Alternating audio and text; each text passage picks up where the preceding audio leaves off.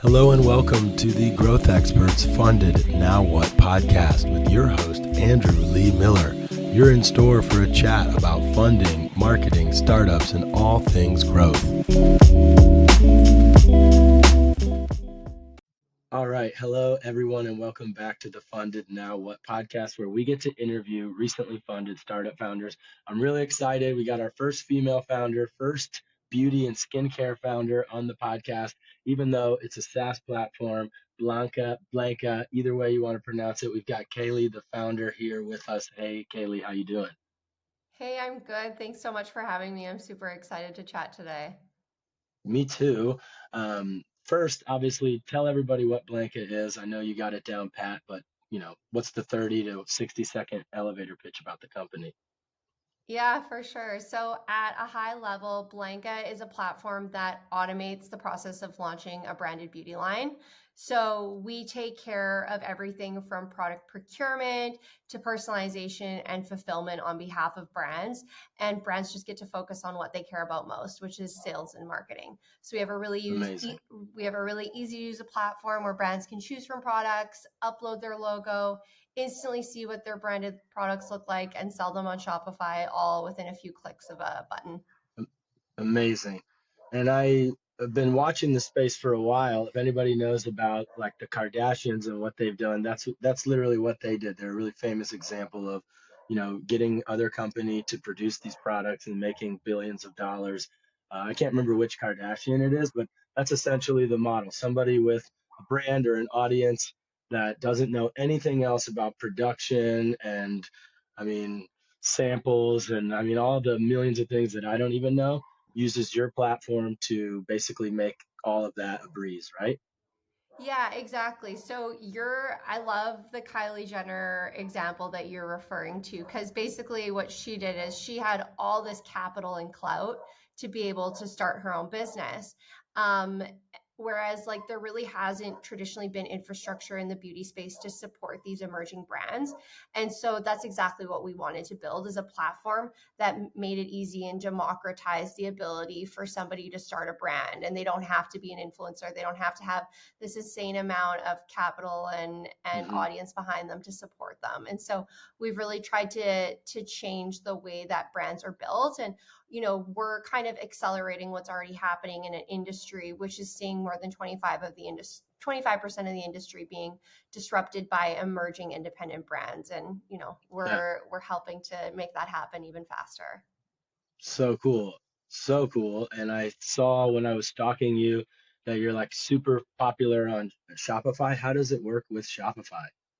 Yeah, so the way it works is, we basically are an app that integrates into Shopify. We also integrate into a few other platforms like Wix and WooCommerce. So the way it works is basically, a brand would come onto our platform and create their line. And then with a click of a button, they'd publish the products to their Shopify store through a direct integration we have.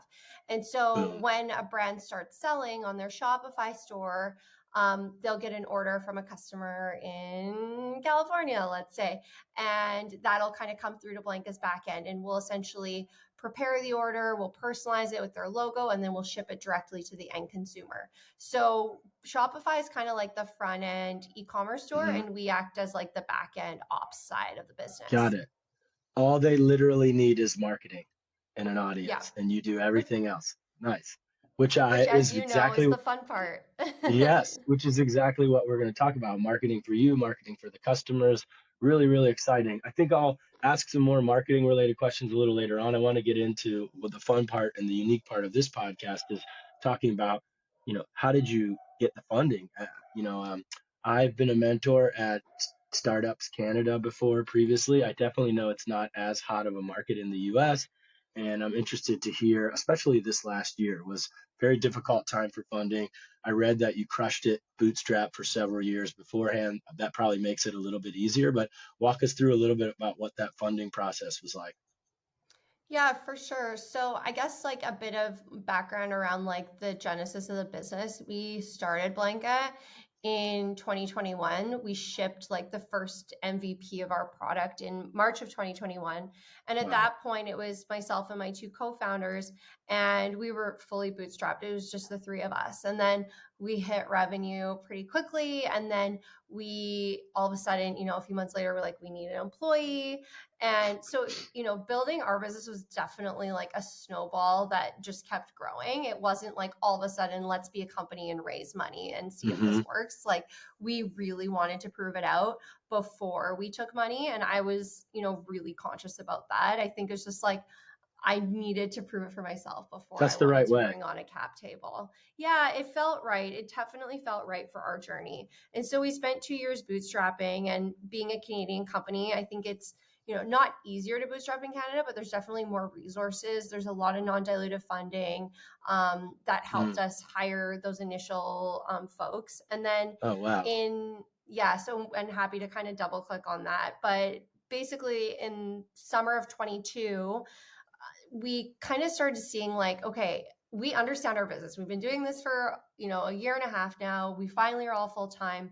We can kind of see the levers that we could pull to grow faster. And so we kind of were sitting there with the question of like, do we want to keep growing at the rate we're growing at, stressing every month about making payroll, or do we want to add a bit more fuel to the fire?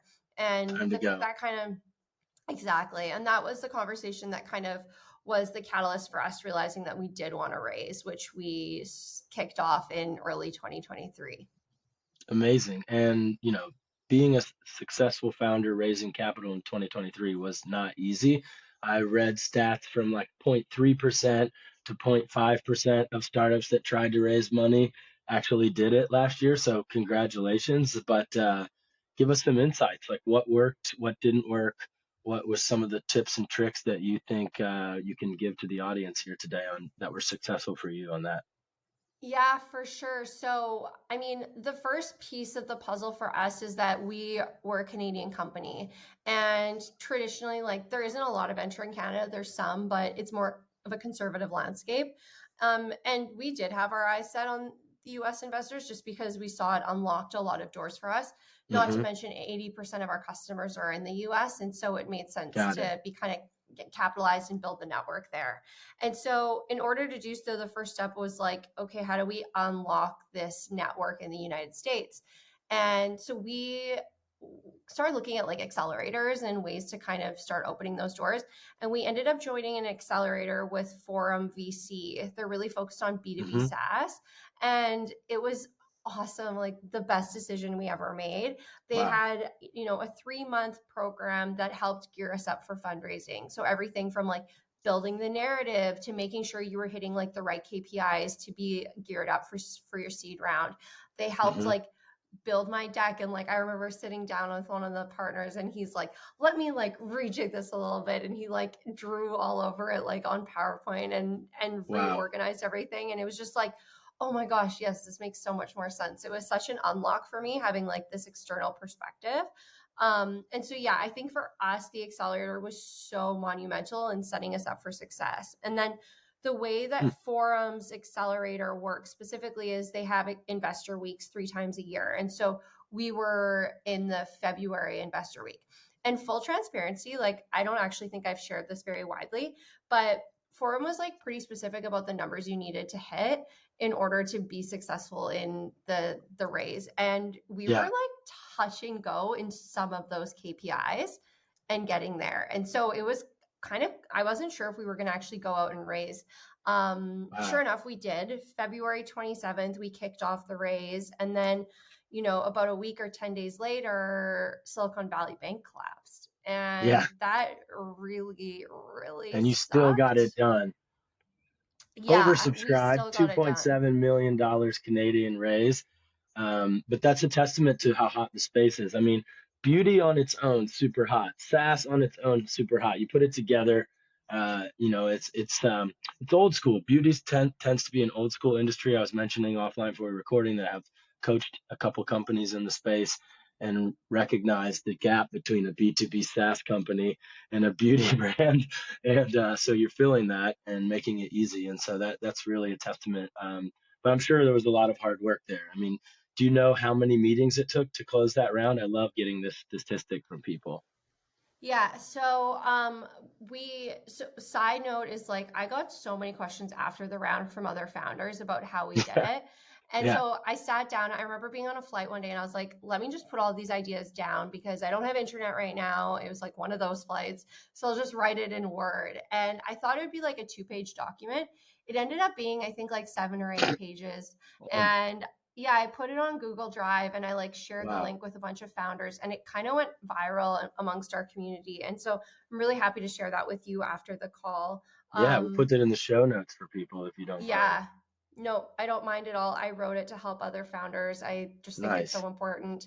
But to answer your question, I, I did about 80 meetings before I got my first term sheet. To give you an idea, Wow. I was told that that was up from like 45 to 60 from like Yeah. even 4 months prior. I think the number probably right now, at least at the end of 2023, was closer to you need Uh, 100 meetings to get a yeah. term sheet. Yep. Yeah, and I think that's really the biggest thing that people don't realize. They do like 5 or 10 meetings, get beat up a little bit, and are like, "Oh, this is a bad idea." And that there's only one thing that separates success and failure is just giving up. And you have to realize that the amount of numbers of meetings you need to do to raise money is significant, and you have to take the feedback. You want negative feedback early on. The faster you can get to getting negative feedback from the people you're meeting with, the faster you can identify what you need to iterate on and fix in your pitch to get closer and closer. And really, even if nothing's wrong with the pitch, it could be climate, macroeconomic stuff. You're targeting the wrong investors. We had a guest on the podcast recently that was like, the easiest thing to do is just find the keywords from your business in the profile on Twitter of the investor and then target those people only. So if you do 100 meetings but they're not interested in beauty or SaaS, or Canadian startups or any drop shipping related thing, then it's too much of an ask for them to get to learn and understand and really care about that space. And so that's why I love asking that question. 80 to 100, 120 even is what, maybe not for the first, but total. It's at least 100 overall is what I hear across the board. So that's really interesting and really excited to see that document. I will definitely share it in the show notes, but also if you want to just go really viral yourself, copy that, paste it into r/startups in Reddit with a couple hyperlinks to Blanka, and you'll get some traffic for sure there. That should make it to the first page. So first piece of, I mean, the only times that I've ever gone viral on Reddit or in general is when you're not trying to go viral and you're just trying to give away a ton of amazing value. And that 8-page document, there's also Reddit community for fundraising, but the startups one specifically is like 600,000 people, and that should make it to the front page. And so at the bottom, you put like, proof of who you are and a hyperlink to the company page, and you probably get about 15,000 visits for free, maybe more. Stop. Okay, Yeah, that's we've amazing. I've gotten 400,000 visits in a day from one article shared on Reddit that made it to the first page.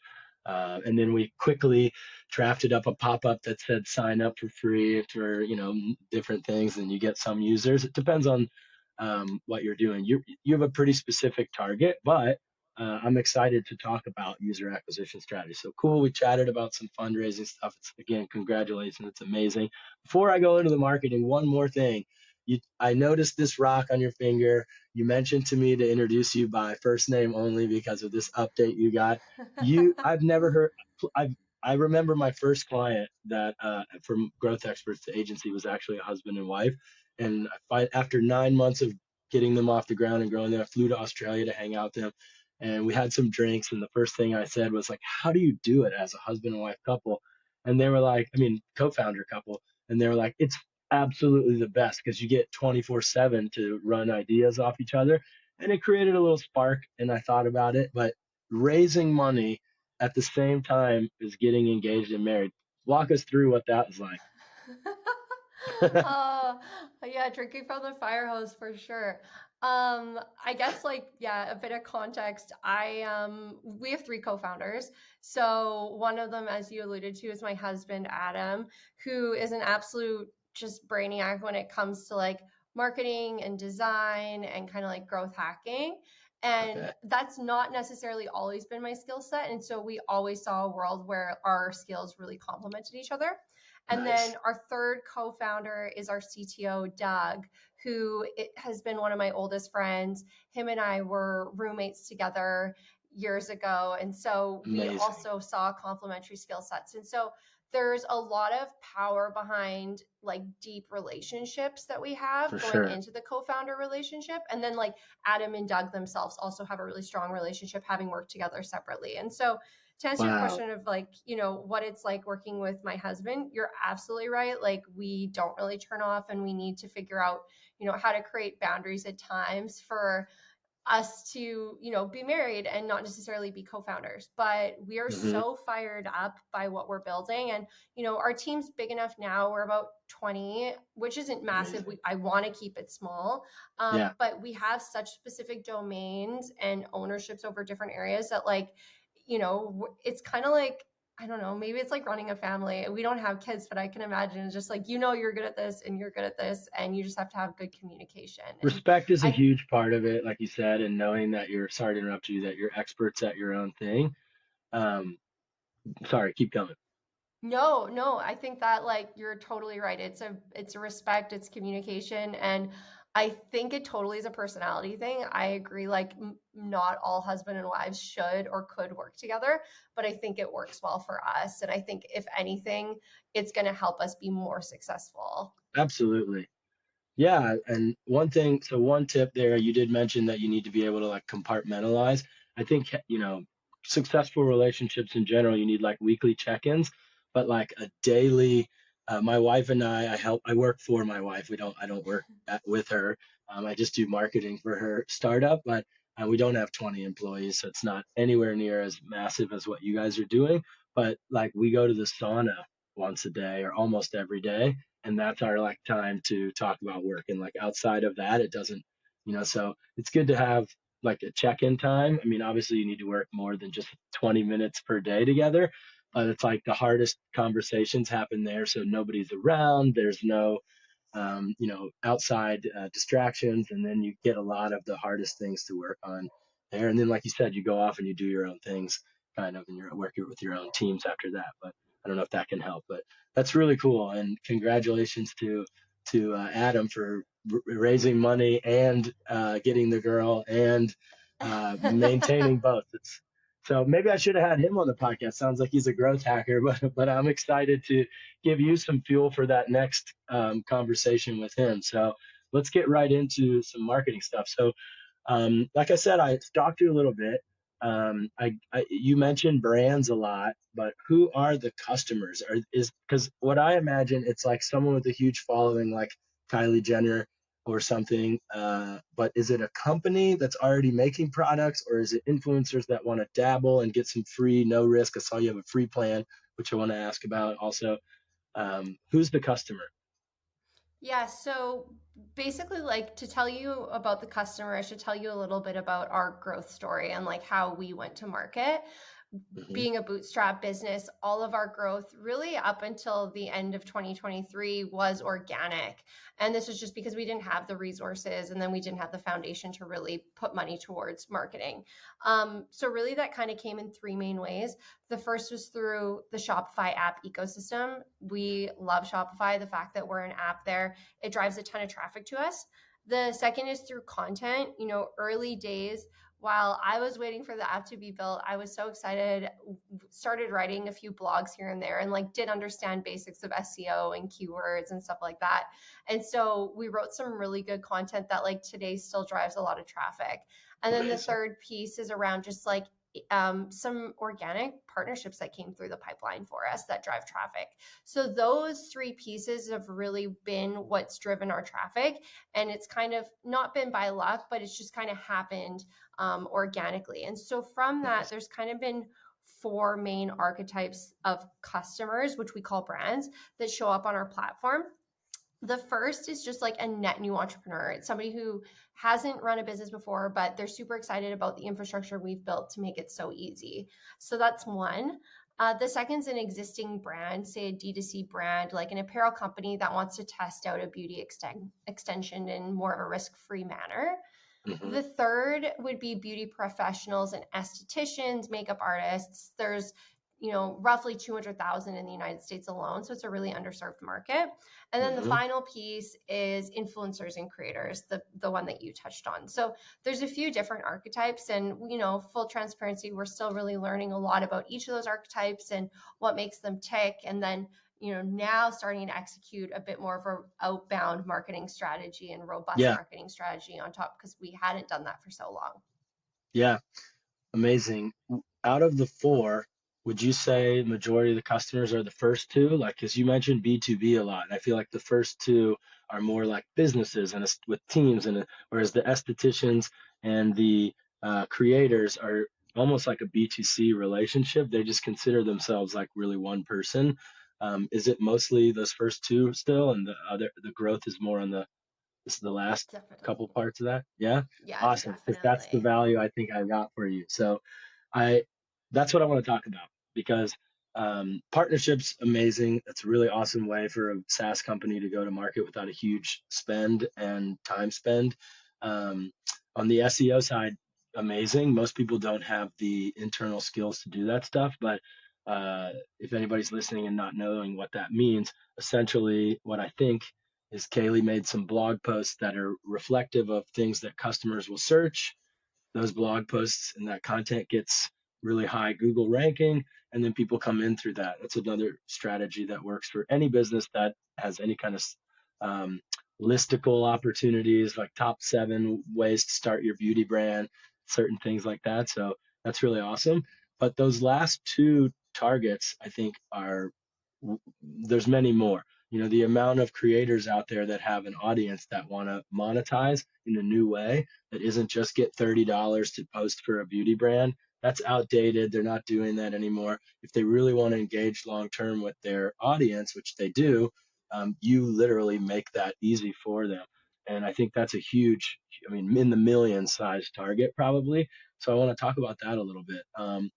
You know, your overall uh, mood and vibe of the company is very B2B SaaS, and I think that was excellent for raising money. And you almost need to start marketing a little bit more B2C now to really get those people on board. I mean, it's not just B2C, it's also B2C focused on beauty creators and stuff. These are people that are very proficient in social media. They build their businesses around social media. So to be able to like walk the walk and talk to them, you have to really step into video and social media. So that's like the first thing. I think you're amazing on camera, live here. So I don't know. The first question to you is, are you comfortable to start stepping into, and even there's UGC and there's leveraging and the influencer relationships is super easy, but it starts with really you being on camera and doing stuff. And is that something that's in your pipeline and that you're ready to do, or what? Okay, it's so funny you bring this up. So we've talked about and like batted this concept around a little bit, because two parts, like on the social side of things, like our platform and even the product, looks great on social, and there's so much Hmm. opportunity there.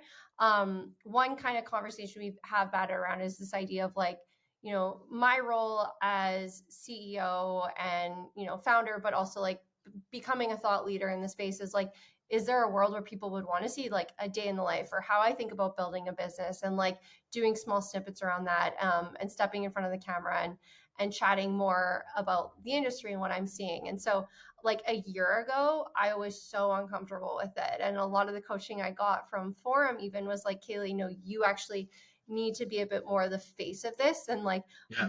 there's a photo of me on like the second slide of our deck, and it was so cringe for me, but that was like part of the narrative of who I am and why I'm building this business. And so I've gotten way more comfortable around it, even around like doing podcasts and Yeah. speaking kind of about my story and what I believe to be true. And so yes, definitely open to it, and something we're starting to explore, but would love to hear your thoughts on it and like where you think we could win. Yeah.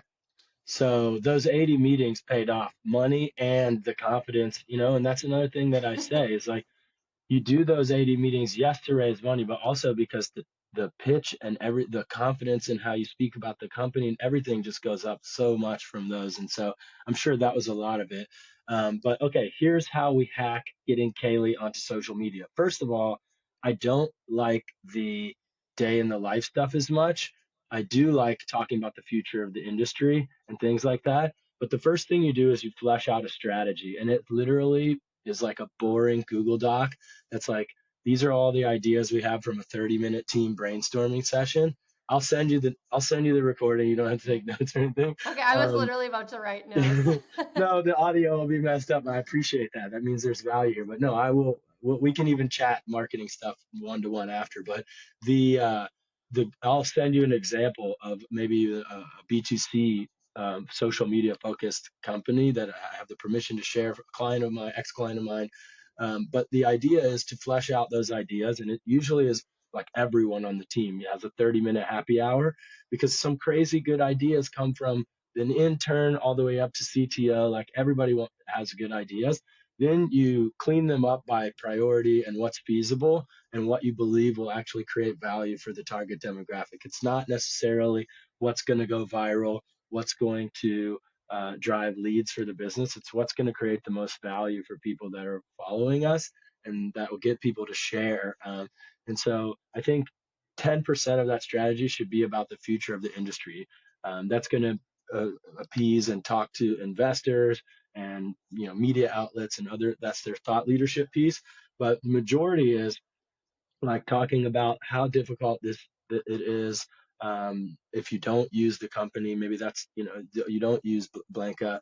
The pieces maybe behind the scenes is maybe 20%, but I think leveraging UGC and working with influencers in the space, like you have thousands, if not tens of thousands of customers.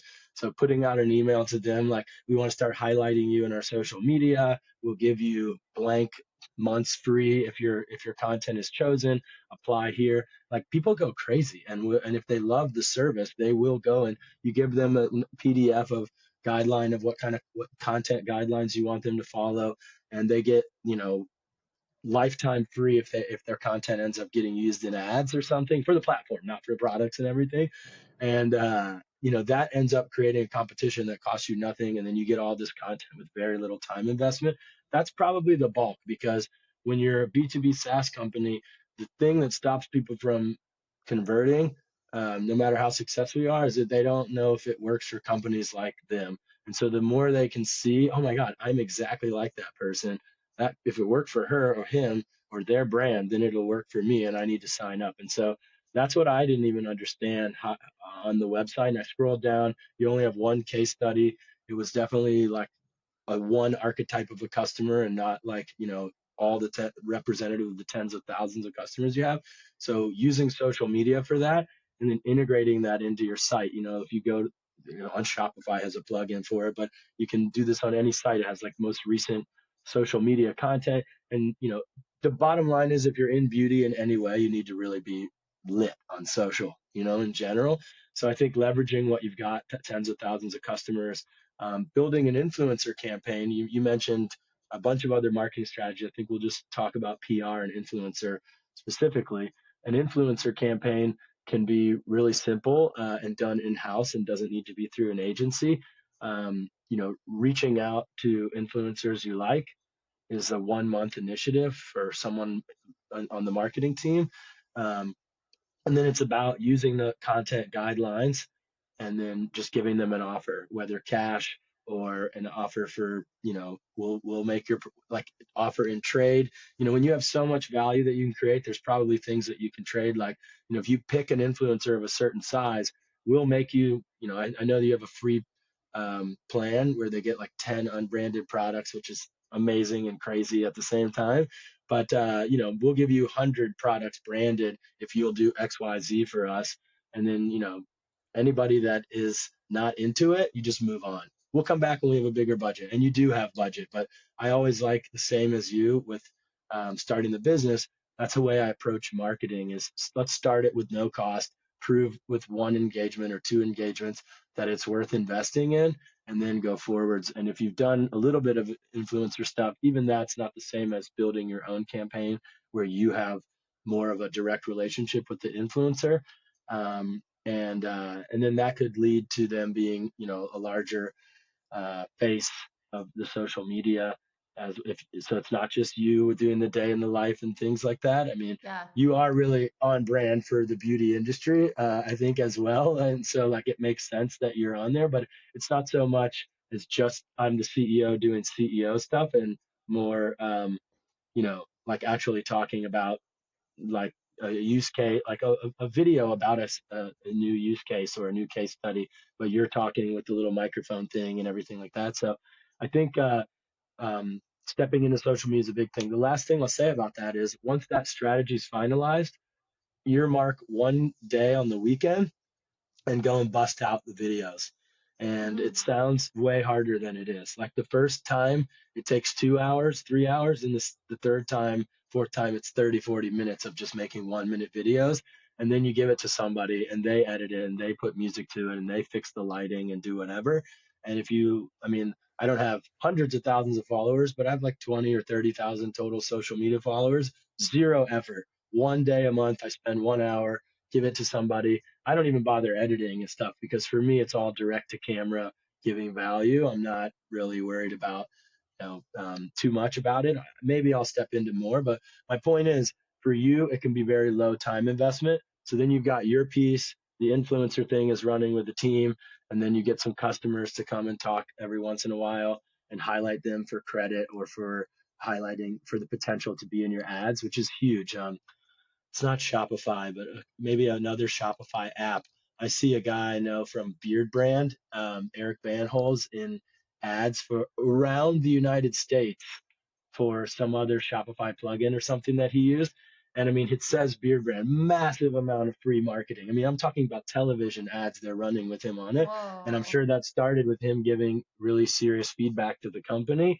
And so that's the benefit for these customers. Like if they create content for you on social media, you have still have thousands of followers, but it could make it to the website, it could make it to a newsletter, it can make it to your email automation, it can make it to your ads eventually, and that's free promotion for them. So, okay. Any social That's media good. questions? Yeah. I Good. love that. No, that's so helpful. And like, I think like just having somebody's external perspective, like yourself, when you have built these programs is so value add. I can't wait to just re-listen Do to it. this podcast. Yeah, re-listen to it. Hit me up for examples and documents. I got one more thing I want to talk to you about. So I definitely think you should be a thought leader in the space. So we're going to talk a little bit about how to make you, and you are an expert, and but how to blow that up from Yeah. anywhere. So the first thing we do is we craft a press release. So have you worked with any PR firms yet, like around the Yeah. raise and stuff? Around the raise we did, and we got some really great press around the raise, which I'm really fortunate on. And that drove a lot of really Awesome. great interest and inbound to the website. Yeah, it does. And when I speak to funded companies that haven't done any PR around the raise, it's like the most low-hanging fruit as a marketer of all time.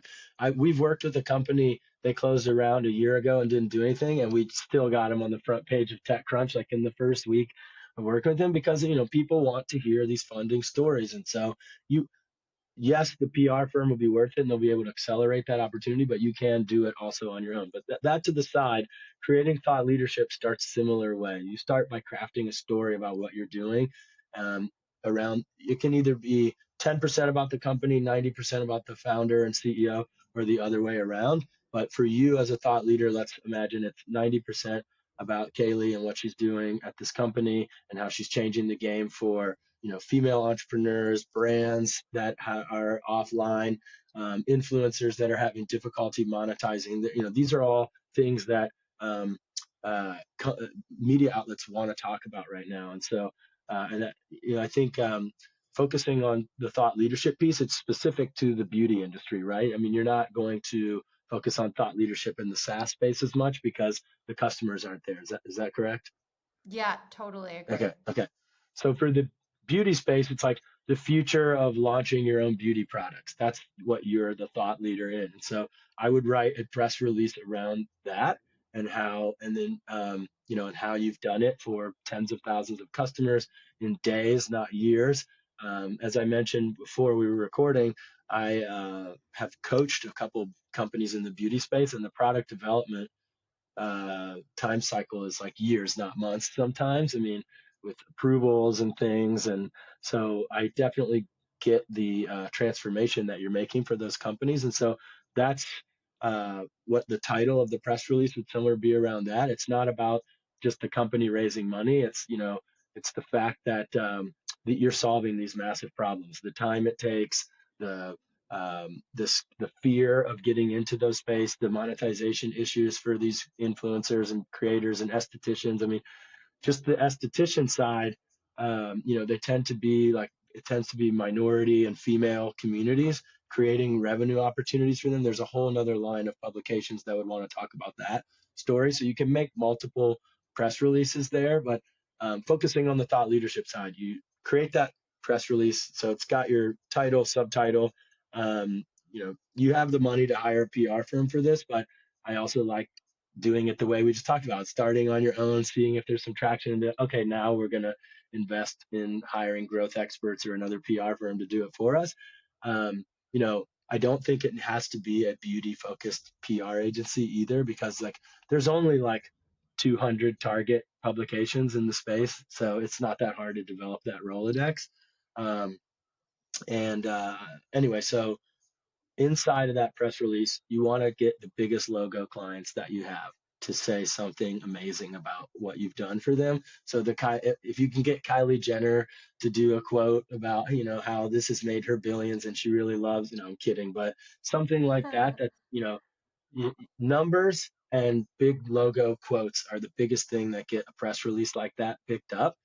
Mhm. But we use that press release not just for getting interviews in the media, but also getting speaking opportunities. And I think being on podcasts and speaking at beauty industry events, whether small or large, is much faster acceleration of the thought leadership than even getting an article in, Beauty Standard Weekly. I made that one up, but so you use that press release for all of the above. And then, with podcasts, you use an episode like this, which you've done amazing on, and you just, shoot that out with the press release, and it's just a numbers game. And so you give it to somebody as a marketing initiative in the company, and you don't need to hire anybody to do that. And so I think that'll really help accelerate the thought leadership side, which will make it easy for the next funding round to be 10 times bigger if you need it.